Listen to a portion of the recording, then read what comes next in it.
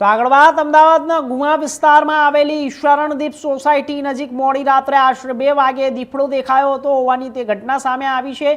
સોસાયટીમાં લગાવેલા સીસીટીવી કેમેરામાં દીપડા જેવું પ્રાણી કેદ થતા વિસ્તારમાં ચિંતા ફેલાઈ છે। ઘટના બાદ સોસાયટીના રહેવાસીઓએ વહેલી સવારે દીપડાના પગના નિશાન જોવા મળ્યા અને દાવો કર્યો। ઘટનાની જાણ થતાં વન વિભાગ અને કાંકરિયા ઝૂનું રેસ્ક્યુ ટીમ તાત્કાલિક સ્થળ પર પહોંચી હતી।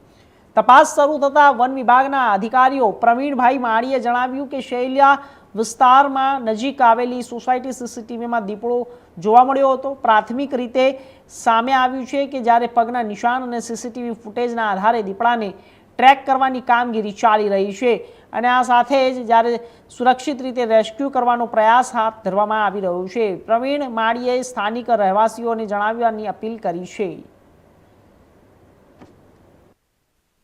લઈને શું માહિતી છે, ક્યાંથી દીપડો આવ્યો છે, કેટલા સમયથી આ વિસ્તારમાં વસવાટ કરી રહ્યો છે, વન વિભાગ અત્યારે શું કરી રહ્યું છે?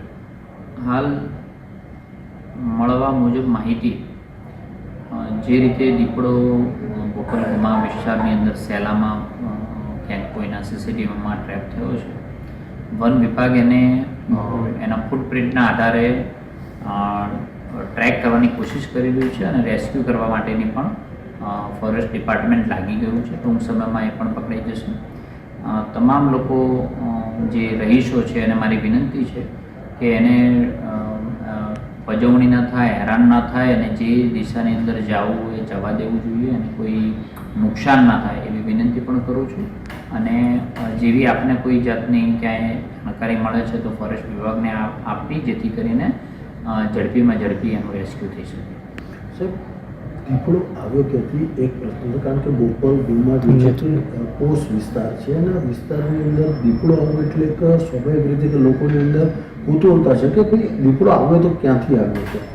સાચી વાત છે આપની કે આજુબાજુ કોઈ સેન્ચુરી તો નથી, પણ કઈ દિશામાંથી આવ્યો છે એના ફૂટપ્રિન્ટના આધારે નક્કી થશે કે કેમ આવ્યો છે, શું શોધમાં આવ્યો, પાણીના શોધમાં આવ્યો કે અન્ય કોઈ માટે આવ્યો છે, તો એનું રિસર્ચ પછીથી કરશું। હાલ આપણી પ્રાયોરિટી માત્ર રેસ્ક્યુ કરવાની છે। કેટલી ટીમ સર અત્યારે કામ કરી રહી છે? ઘણા બધા લોકો લાગી ગયા છે। ફોરેસ્ટ વિભાગને આજુબાજુની નોર્મલ રેન્જમાં કામ કરતા જે એક્સપર્ટ માણસો છે એને રેસ્ક્યુ કરવાના એ તમામ લોકો લાગી ગયા છે અને માત્ર એટલું જ છે કે એને કોઈ નુકસાન ના પહોંચાડે એટલી જ વિનંતી છે। આમ તો દીપડો જે છે તે સાબરમતી નદીની ભેખડની આસપાસ જે છે તે હંમેશા જોવા મળતો હતો, પરંતુ પોસ્ટ વિસ્તારમાં આવ્યો એટલે લાગી રહ્યું છે કે કઈ બાજુથી આવ્યો એનો કોઈ ફ્રૂટ કે એવું કંઈ મળી રહ્યું? પ્રાથમિક બેઝ ઉપર હાલ ચાલી રહી છે, જલ્દી એનું રેસ્ક્યુ થઈ જશે।